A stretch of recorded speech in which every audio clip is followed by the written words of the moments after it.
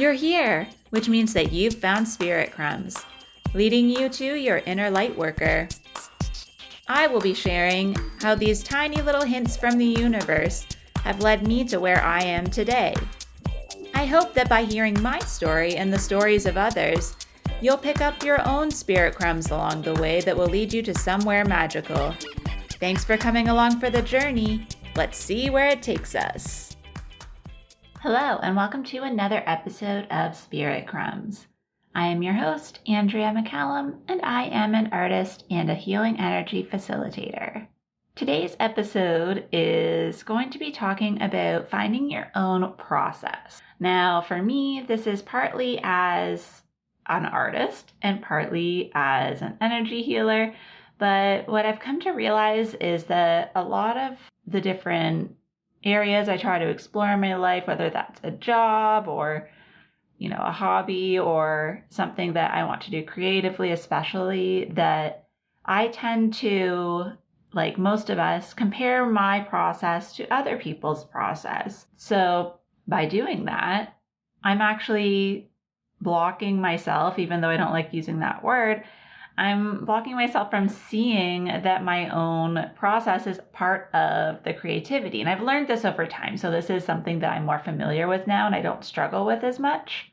But I just felt really compelled today to, I'm feeling it in my heart chakra and it's almost like choking me up. Like my throat chakra is very activated talking about this because it's something that is so close to my heart. And I've kind of touched on it in different episodes. I talked about the process of printmaking. I've talked about trusting yourself, but this is something that came through very specifically. And I feel like there are people who maybe are trying to put more time into a creative project, or maybe someone is thinking about starting something and they're comparing themselves. My ears are ringing when I'm talking. What I had to realize, which has come together in bits and pieces as things do, because that's another process thing that I think about when I'm receiving information about myself or healing and the layers of it.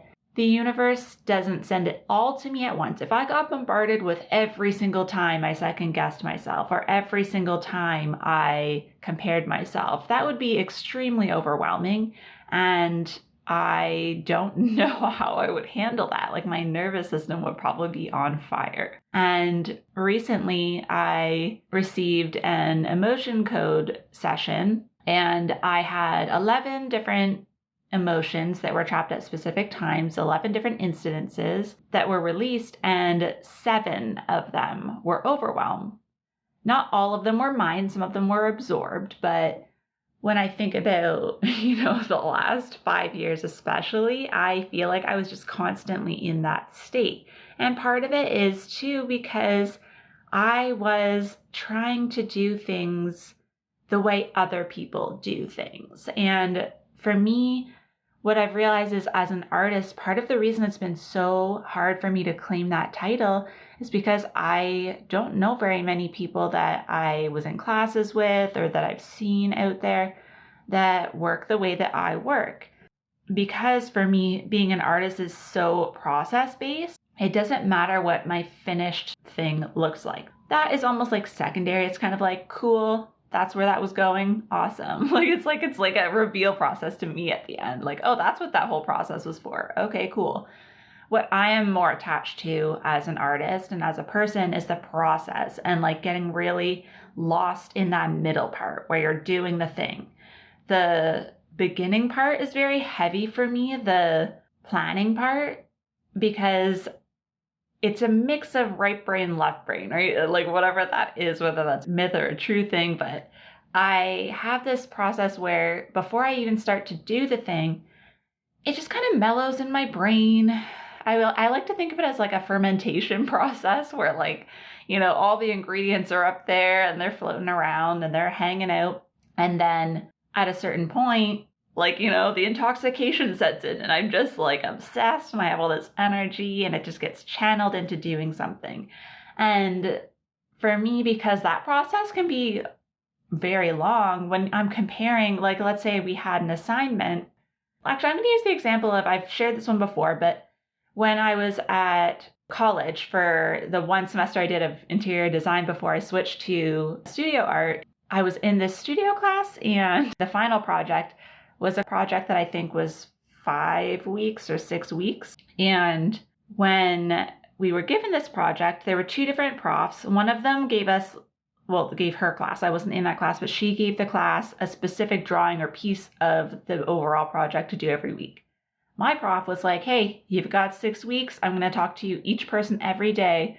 We're going to go through your process, figure out where you are, and figure out your next steps, which ended up helping me probably realize that I wanted to be an artist, because we were given the task of choosing an artist to develop a space for them to have like a gallery or a showing. And I spent, I'm not even exaggerating, probably the first whole 4 weeks, mostly on the artist research, getting in the mind of the artist, seeing everywhere they exhibited, what other artists they were connected to.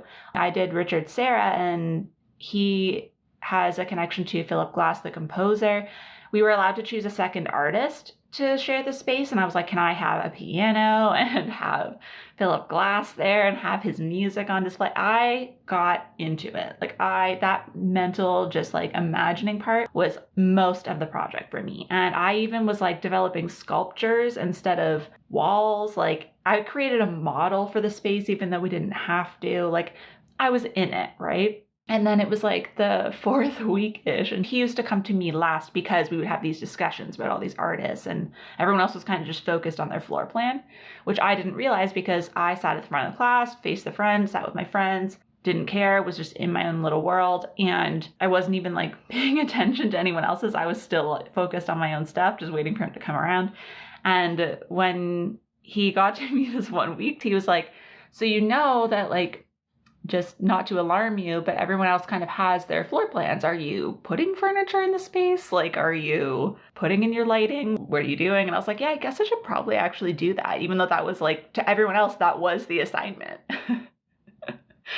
And of course it wasn't, it was around that time or like shortly after that I kind of had the discussion with him where I was like, I don't know if I'm going to do this program. And he was like, I don't think you should. I think you should just go for art. So it's moments like that where, you know, I have this ability to be so in my own world that I don't see what other people's processes are sometimes. And that's such a benefit for me, because when I choose to do something that's super aligned, that I'm just like, I have to do this thing, when I get that feeling of like, I'm gonna do this thing, it kind of does erase all of that. It kind of just like puts me in a little bubble. Even when I went to art school when I was almost 30, like I didn't think of that as being unusual. It's just like, yes, that is what I need to do, right? And I think those moments where I am so excited about something or so, you know, magnetized to it that I don't see the outside world are actually where my power is. And of course, then once when I was in the program in studio art, I was in the studio where I loved being in the studios, loved it. I could just sit there though. That was the problem, was that I would like that whole, like I said, that whole beginning process of just letting my brain have like brain soup. And like other people also took a while to get started, but they were sketching and doing all these like tests with materials. And I was just like, why am I not wanting to do that? Like I did not have the urge to do that at all. But the difference then was that they would spend quite a bit of time on the project, whereas once I knew what I was going to do and it sunk in for that moment where it was like, yes, this is the exact thing I'm going to do, I could get it done in like a day. That's always been true for me. And when I started reflecting, I don't know whether it was partway through the program or when I had graduated, I was thinking back to being in high school, because I think I had this emotional moment during the Artist's Way series where I realized that I had art for homeroom for 3 years of my 4 years at high school for grade 10, 11, and 12. And so I knew my art teacher very well, and he knew me very well. And he got used to the fact that I did not do work in class. I liked to just be in the environment.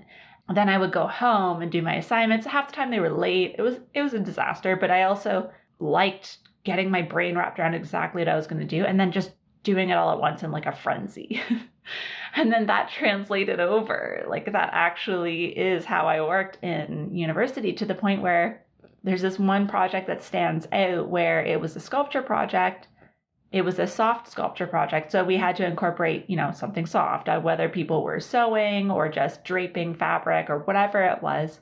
And this prof was very process-based in the sense that it was like experimentation was really big for them and physically working with the materials because it was a sculpture class. And to some extent, I did do that off and on in each type of material we used in every sculpture class I had. But for the most part, I was still very much just like looking up things online and getting like a mental mood board happening and thinking of like where I wanted to do it. Because that was the other fun part about this project, is that we could, being in our own art building where it was only art classes taking place, I could also install it wherever I wanted. That was the fun part. And there's this really cool space on the top floor. It was a big landing that was by a window. And I chose that spot in my head where I was like, that's exactly where mine's going to go. And often, like, when there are choices for people to install in classes, everyone wants there's 2 of them, one on each side of the building. But I was like, I'm getting that space. And I remember I brought in, to this day, I'm like, I don't know where this idea came from. I never do with these things, like anything that just comes through sort of channeled, I guess. But I brought in these old, like, rough kind of woolly blankets. I know you would know them to see them. Maybe I'll try and post a photo of this work. But I had that and clothes pegs and a drying rack. So those were my materials. And I remember bringing them in and I had them beside my desk. They were there. And I was just sitting on my phone, doing my research on my laptop. I remember my prof like 5 times being like, Andrea, you got to take out these materials. You got to use them. And she's like opening up my drawing rack. And I'm like, I don't really want to work in here. And I was getting like a little anxious, being like, I don't feel like that's my process. And then I got to a point where, like, I think the second class where it was like that, I was like, you know what, maybe I just need to be in this space, like away from people, because that was the other problem about even in high school. I couldn't really do my work with everyone around me. So I would absorb all their energy and be in the vibes and then go home and do it. And it was kind of the same with like print. I would prefer to like just hang out with everyone and maybe sketch a little bit. And then when everyone was gone and there were like night times that we could work, I would do it all then, right? So anyways, with this particular project, I grabbed my bags. She's like, okay, then go do it now. And then I'm going to come check. And I was like, okay. I was like, this feels familiar. So I grabbed my stuff and I go up to this landing. And I still to this day can remember I had my phone, put my headphones in, was listening to Oprah's series of episodes on Super Soul Sunday with 𝗟𝗏𝘁 going through a new earth. I could describe to you every episode I was listening to. I was so in this like zone. It was in the afternoon and I put together this, I can't even describe it to you, but it was basically with this fabric and I had cut some of it and I had it on this drying rack, and it was this perfect time of day where the sun was coming through and this like off-white beige sort of material had this orange quality to it when the sun came through it. And it was just like, I was so excited about this project. And to this day, I would say that's probably my favorite sculpture project that I did. And I loved it, and I got a really great grade, and I ended up creating my first and only actually ever solo exhibition around that project. It's moments like that where it's like when you just let yourself go with your own process and it all just comes together. And that's kind of what I did in that. I was like, okay, well, if I'm going to do my process, I like to be in my head and like thinking about stuff. So I feel like this can apply to anything, though. That's where I'm going with this, is you don't have to be an artist to have a process. Everyone has a process when they're making decisions, right?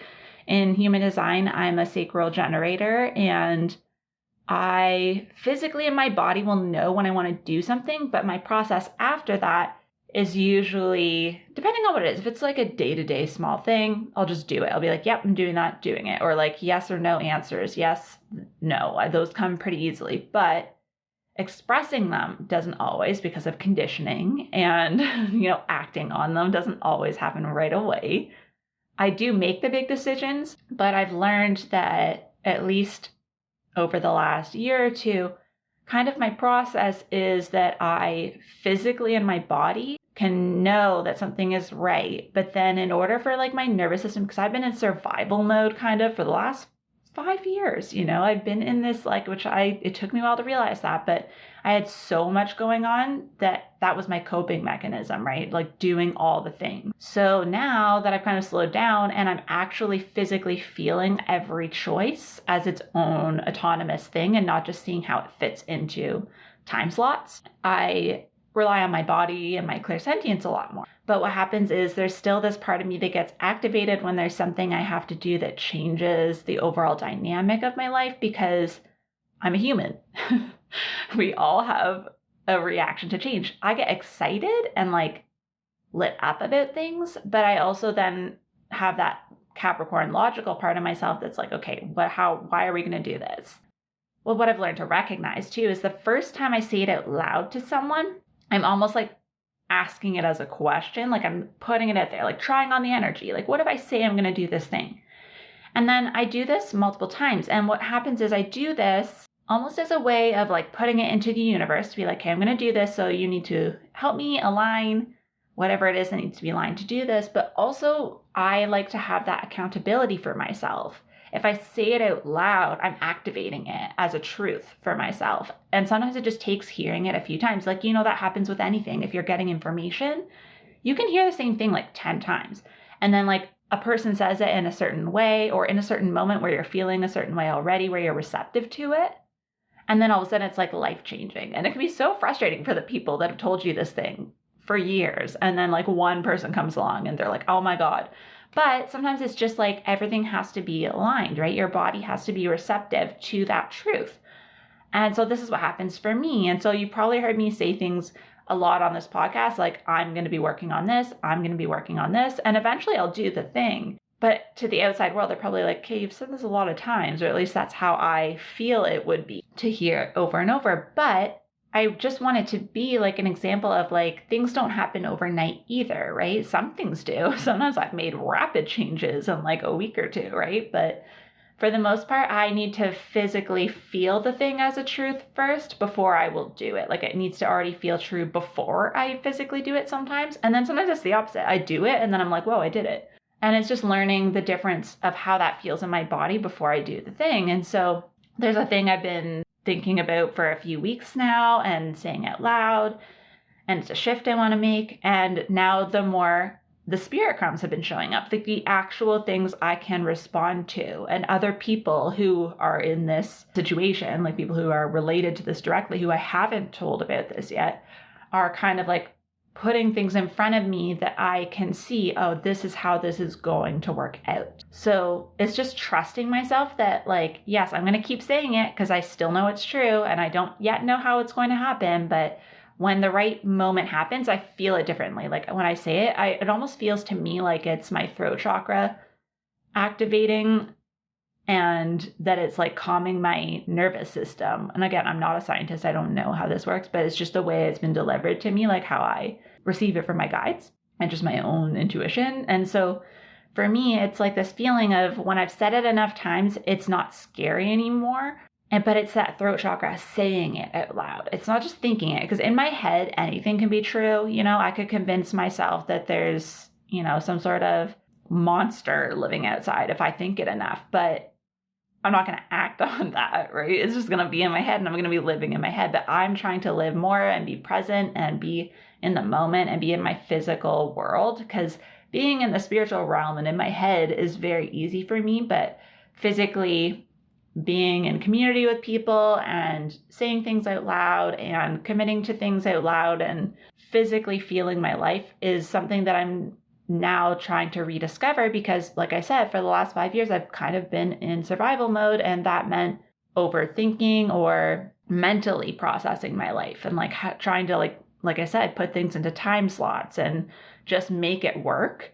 And it wasn't about from the inside out. It was from the outside, all these things are being placed on me or put in front of me. And I'm choosing all of them because it means that way I don't have to actually ask myself what I want.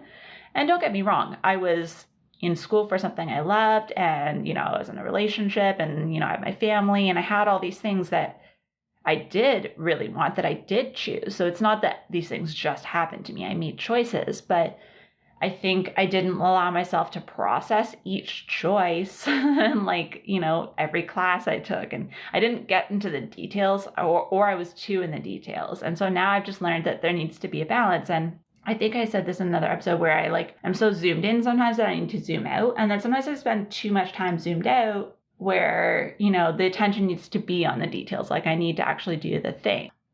This is just a topic that came to me in the last couple of days that I was just being nudged to share. And I feel like it's going to resonate with a lot of different people, whether it's a creative project, whether it's, a career project, a family decision, but just knowing what your process is. And that was the whole thing, is that I kept thinking I'm not an artist because I don't sketch, or I don't immediately just start playing with materials, or when I start something, it doesn't look good right away, right? Keeping in mind, I don't really even do a lot of representational work. Most of my work is abstract. So of course, for me, looking at that versus someone who's drawing an accurate cat that is adorable and looks like their cat, yeah, my little blurbs that I draw are probably not going to look the same. So it's just learning that it's okay if your process doesn't look the same. And like I said, now I've learned that art process of being in my head and allowing things to ferment until they feel activated and I get that buzz of yes, I'm going to do this. It's kind of different, but similar in my real life now, where when I'm going to make a big decision, saying it out loud is that fermentation process, feeling it in my body and allowing it to build its energy to the point where then it happens again, where I feel activated one time when I say it, and then I do it. And then because I do it and I'm saying to the universe, I see all these spirit crumbs coming, all these opportunities that are lining up that are stacked in the favor of making this decision that I have already made in my head. It just feels like the right moment. And then when I do that, all of these other things start to come in, right? All these little things. And one of the things that happened was in the past week, I made a decision to do something I've been waiting for a while to do, which was I was going to choose either a specific healer or therapist or someone to work with one-on-one. And then I just had this moment where I had time and someone came across my mind and I was like, you know what, I'm going to book a session. And it just clicked. And I was like, I'm going to book the next 2 sessions up front because I'm going to commit to this. It's for my own health. And I've said this before with the healers, we send out healing all the time, but bringing it back to ourselves is difficult. So we do sometimes need the right person. And I've talked about choosing the right healer or reader. And this is just someone who I was like, I am sure I'm meant to work with this person. And after I had just sent the upfront fee for the next 2 sessions, I was like, I know they didn't mean that I had to send it right away. I could have probably broken that up and done 1 per week for payments. And then I was like, no, you know what? I feel good about it. This is a good choice. And then that same day, I had 2 small payments in for things that I wasn't expecting, just small things that were not prompted, and they added up to be the exact amount that I needed. And then I thought to myself, okay, well, what if I did this for another month or so, or another few weeks after this? What if I just kept going with this? Is that something that will be able to, fit in with time and payments? And then I had another unexpected payment come in that would have been a month and a half or 2 months of these sessions. So just all that to say, the validation comes in differently every time. Sometimes it's just people asking me to do the thing that I've been thinking about that I haven't said out loud yet. Sometimes it's me just feeling differently, like I said, when I say the thing, but just thinking about one thing that you've been trying to manifest, or you've been trying to put into practice, or you've been trying to find the next step for. Think about that one thing, and then just declare it that is going to happen, or you're going to get an answer for it, and just tell the universe, I'm going to be open. I am open to receive whatever spirit comes you have for me. On that note, what just came to mind, which you guys know I don't love talking about my offerings, but we're doing it. Next Thursday on April 14th, I have a session called Energy and Art, and it's exactly what it sounds like. Now, I've been saying I am an artist, I'm a healing energy facilitator every podcast. That is not recorded. That's me saying it every week. As you know, it sounds a little bit different. And this is me putting that into practice because it finally feels like the time when these 2 things are merging, and I'm feeling my heart chakra and my head get really hot right now. The throat chakra seemed like the area I was going to be working with, and it may show up that that's what comes up in these sessions, but for this session at least, how it's going to be is I'm going to do energy healing at the beginning. Everyone's going to receive the energy healing.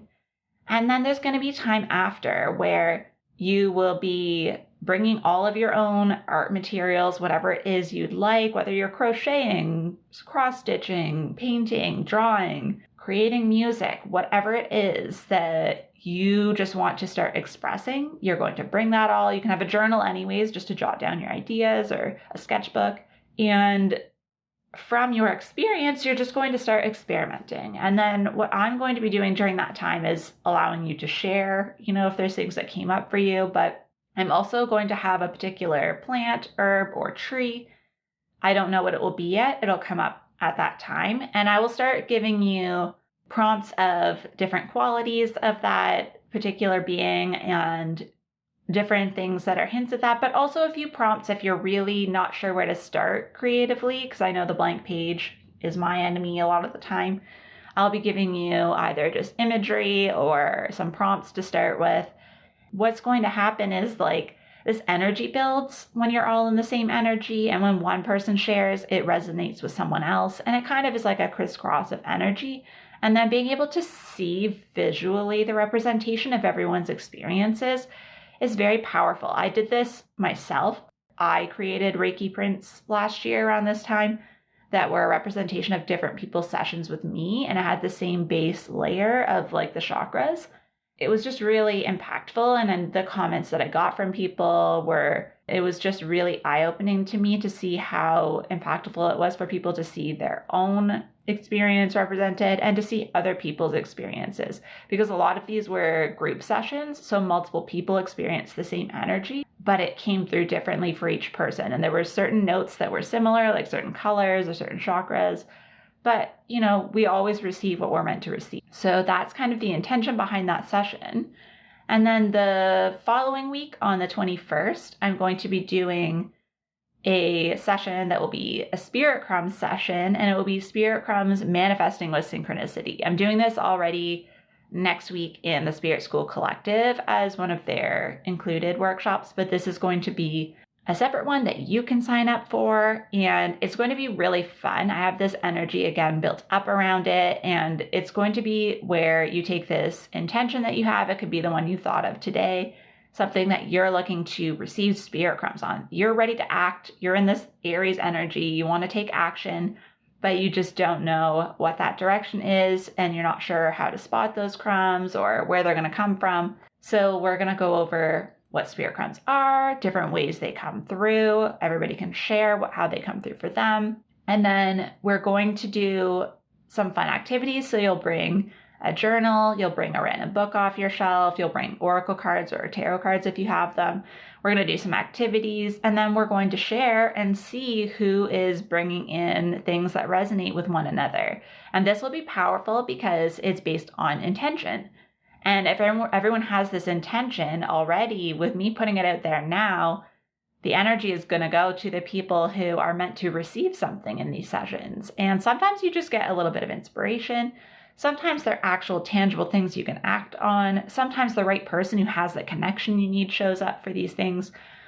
I've seen it happen in other sessions where it wasn't the intention. Spirit crumbs weren't the intention of the session, but it's just fascinating to see how the right people are drawn to one another in this spiritual community, and just anybody who's interested in joining. So that one will be also the following week on April 21st. And I am just really excited to see what comes of these sessions. These are all my favorite things. I'm very lit up about them. It's not often that I lead with what I feel excited about. So I know that there will be a really powerful energy to this. So let me know what you think about this, and feel free to join us. The registration links are live. The one for this coming week is a paid session, the energy and art one, but the Spirit Crumbs one is going to be a free masterclass because I think it's something that will connect a lot of us. And then there will be a longer, more in-depth course, which is going to be even more exciting. I'm not going to describe it yet. It's still kind of downloading, but that one will be one that you can sign up for, and it's going to be more of an intensive and more interactive. We're going to tailor the topics and things to what's coming up for you on a week-to-week basis and have like some really, really, really powerful conversations. So I look forward to hanging out with all of you in these sessions, and I hope that you have a wonderful week ahead. Thank you so much for joining me on another episode of Spirit Crumbs. You can find me on Instagram for this podcast at Spirit Crumbs, or you can also find me at Concrete and Crystals for my own spiritual offerings and more tidbits about my own journey. Thank you for listening, and we'll see you in the next episode.